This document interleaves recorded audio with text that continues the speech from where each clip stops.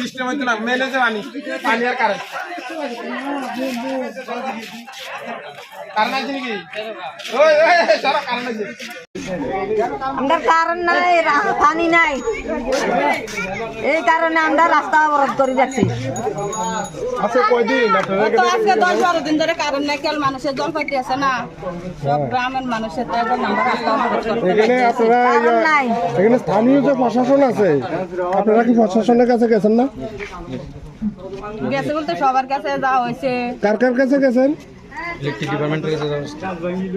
Department তো আছে, department আছে, তার সাথে কি স্থানীয় প্রশাসন আছে? এখানে পঞ্চায়েত আছে, পঞ্চায়েত সমিতি আছে, তারপরে বিধানসভার বিধায়ক এই এলাকার সবাই জানে ওনারা কি করছিল? 6 মাস ধরে ট্রান্সমিটার খারাপ।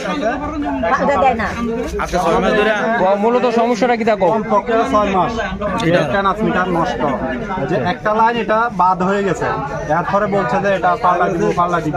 অফিসের স্টাফ আসলে বলে তোমরা অফিসে দাও না কেন, অফিসে গেলে ঠিক করে দিব।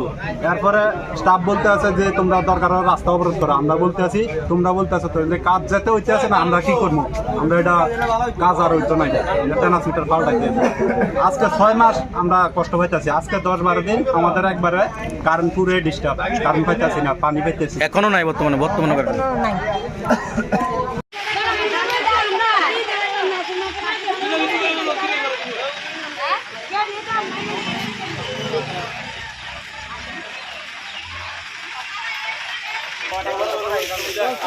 ঠিক আছে, আমরা এখন এক দিকে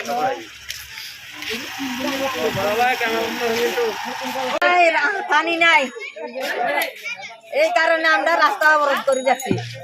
10-12 দিন ধরে কারণ নাই, কেল মানুষের জল পাইতে আছে না, সব গ্রামের মানুষের তো এখন আমরা রাস্তা অবরোধ করতে পারছি। কারণ নাই। একবার কোয়ানোর পরও তারা করছে না। আপনারা কি প্রশাসনের কাছে গেছেন না? গেছে বলতে সবার কাছে যাওয়া হয়েছে। কার কার কাছে গেছেন? ডিপার্টমেন্ট তো আছে, ডিপার্টমেন্ট আছে, তার সাথে কি স্থানীয় প্রশাসন আছে? এখানে পঞ্চায়েত আছে, পঞ্চায়েত সমিতি আছে, তারপরে বিধানসভার বিধায়ক এই এলাকার সবাই জানে সবাই জানে এই বিষয়টা নিয়ে সবাই জানে।